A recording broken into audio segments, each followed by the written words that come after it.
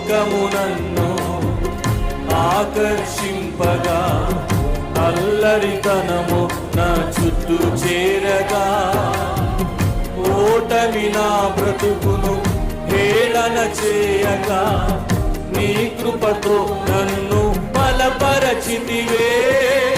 ఇంతగా నన్ను హెచ్చించుటకు ఏ పాటి వాడను యేసయ్యా.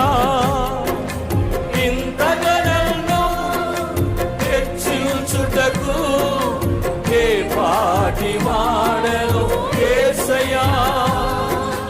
నీ కృపకు ఎల్లప్పుడు కృతజ్ఞుడను, నీ కృపకు ఎల్లప్పుడు కృతజ్ఞుడను. పాడదాం. కృపయే కృపయే నేనే